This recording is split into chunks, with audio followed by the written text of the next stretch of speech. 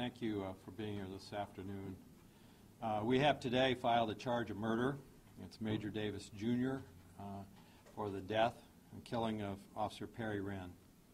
In addition to the charge of murder, we have filed a request for enhancement of any ultimate sentence based upon the use of a firearm in the commission of that offense. Officer Renn was a 10-year veteran of the U.S. Army. As you know by now, he served as a patrol officer on the north side and east side of Indianapolis for over 21 years. And last Saturday, he was senselessly killed in our city. While there's virtually nothing that can be done or said by any of us here to provide comfort to the family, our police partners, community at large, we fully intend to bring to justice the individual is alleged to be responsible for the death of our officer. We've provided you with a copy of the probable cause filed today in conjunction with this case, and I will briefly summarize the pertinent facts. It is relatively straightforward. As you well know, on last Saturday evening, Officer Nicholas Gallico and Officer Renn responded to a report of shots fired in the area of 34th and Forest Manor on the east side. Among other individuals observed upon arrival was an individual ultimately identified as Mr. Davis, who had his hand behind his back and in response to repeated commands to show his hands failed to do so until he raised his arm and pointed an AK-47 style rifle at Officer Renn, and according to the statement of Officer Gallico, fired at Officer Renn. Both Officer Renn and Officer Gallico returned fire, striking Mr. Davis. Officer Renn was struck 3 times by shots fired from the AK-47, one of which obviously was fatal. I'd like to commend Detective John Maloney of IMPD and his colleagues at IMPD, our Deputy Prosecutor Denise Robinson and her colleagues for the quick, efficient, and excellent work in this investigation and bringing this case to a charge. I anticipate there will be many questions. I'll be happy to answer in a second. Before we do so, I'd like to turn it over to Director Riggs. Thank you, Mr. Curry. Nothing can replace Officer Renn. However, to the members of IMPD in this community, this is a beginning for healing, to know that justice is being administered. We appreciate the sacrifice of Officer Renn laying down his life for this city, the service to this city and also to this nation, and we certainly want to thank all the individuals in this community that have wrapped their arms around our police department and the Renn family at this time. I also want to say thank you to Mr. Curry for the professionalism that he has exhibited in his office and his staff, not only in this case, but at day-to-day operations and working with IMPD and us within the Department of Public Safety. Mr. Curry, sincerely, we appreciate your condolences and your hard work. This time I'd like to turn it over to the Chief of Police, Chief Hyde. Thank you, Director. Thank you, Mr. Curry, and the fine men and women of IMPD. I, too, only echo the sentiments of the Director in the sense that we want to thank the Prosecutor's Office, particularly Denise Robinson, and all of those who painstakingly went through the evidence presented by 5 members of the Criminal Investigation Unit, headed up by Chief Laura. But we also want to maintain order in our community. We want to thank you for being patient, for allowing us to take the time necessary and let the prosecutor do what the prosecutor does, bear out the facts. You will have the facts before you, folks. It dispels any rumors or concerns you may have. Justice will be served. We will have this opportunity today in court, and we are, as a police department, will continue to protect this city and do the right thing by our citizens. Again, I thank you, Mr. Curry. Questions? Why not ask for the death penalty, Kerry? Pardon? Why not ask for the death penalty in a situation like that? Well, as you know from prior circumstances, that decision has not been made at this point in time. We will follow the same procedure that we follow in any homicide in which there are aggravating circumstances that justify consideration of death penalty or life without parole. The intentional killing of a police officer is an aggravating circumstance that justifies consideration of that ultimate penalty. As we've discussed in the past, When we took office in January 2011, we instituted a procedure in order to make that decision a deliberative and thoughtful process, and we will follow that in this case as well. Terry, do you believe any other charges would come down specifically to anyone who may possibly sold the gun to Major or who you may have gotten the gun from? I know you've done that in the past. Do you predict that We have no reason to believe that at this time, no. Terry, can you walk us through how this shootout went down?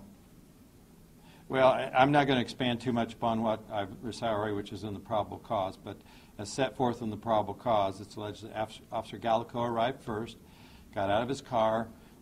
There were some individuals there, including the individual ultimately identified as Mr. Davis. Mr. Davis had his hand behind his back. He was given repeated commands to show his hand. Officer Renn arrived very, very shortly after Officer Gallico, and it is our belief, based upon the statements given and set forth in the probable cause, that both were giving commands to Mr. Davis, who ignored those commands until the point that he raised his arm and pointed the AK-47 at Officer Renn. According to Officer Gallico, the defendant fired first, at which point all the two officers returned fire. Could you explain the gun enhancement charge, sir? Why don't you just walk us through that? Why did the gun enhancement charge? Certainly, and under the criminal code revision that had literally just went into effect on July 1, in any offense in which a gun is used, or in particular offenses in which a weapon is used, there is an enhancement in which the court could impose an additional term of 5 to 20 years for the use of a weapon, firearm, in commission of the offense. Terry, we're prepared to report that Mr. Davis's mom bought that gun 4 years ago and allowed him to use the gun this weekend. Why would she not face any charges if, in fact, she allowed her son to use a gun that she bought 4 years ago? Well, at this point, and all I can recite is what's set forth in the probable cause, which is that she purchased it, and as we stand here today, there is no reason to believe that the purchase was illegal in any way.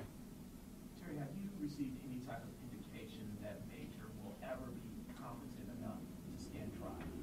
Well, I really can't speak to that fully at this time, and obviously the Eskenazi Hospital would be the ultimate source of any information regarding his condition, but it's our understanding that he is in stable condition, and if reaches the point that he can be released, he will be taken into custody, obviously. Well, he's in custody, obviously, now, but will be removed from the hospital at that point.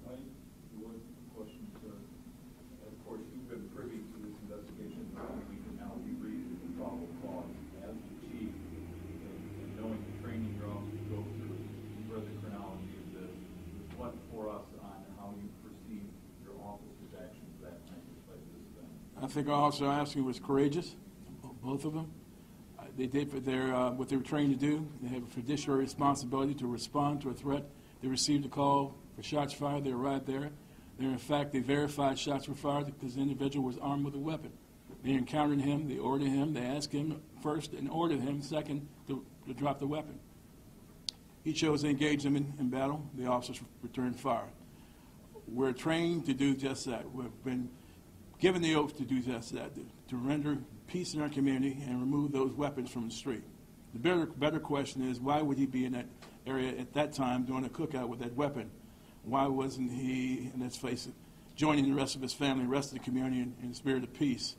And in fact, if we have he and others in the community who continue to brandish these type weapons, why they are in fact not in prison?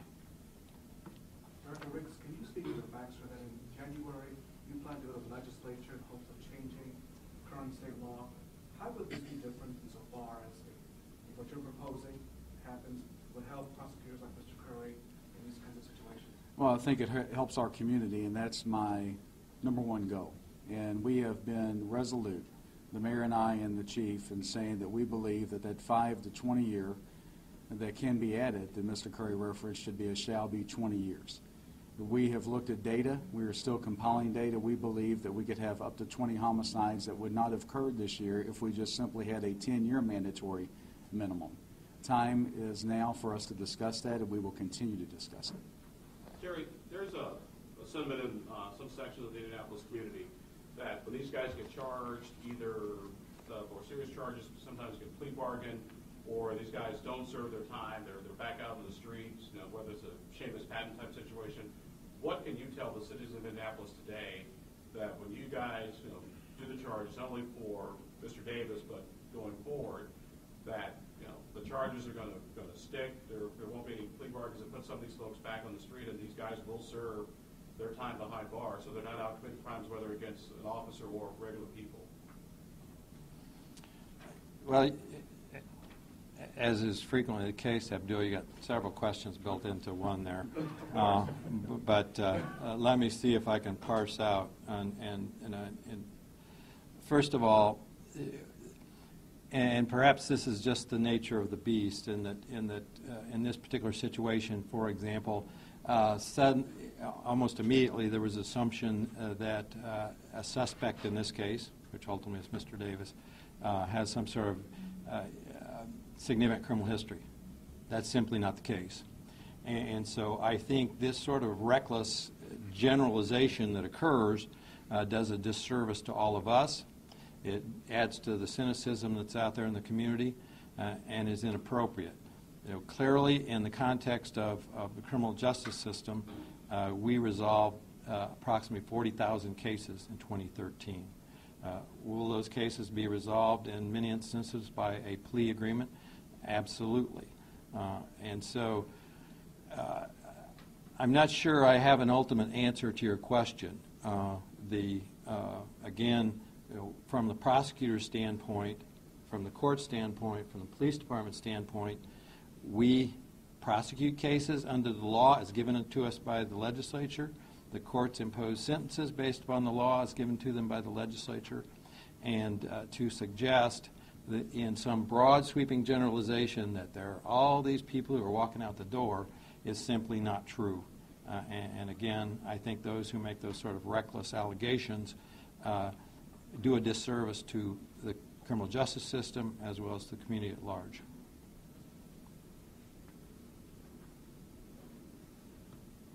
Thank you. Appreciate you being here.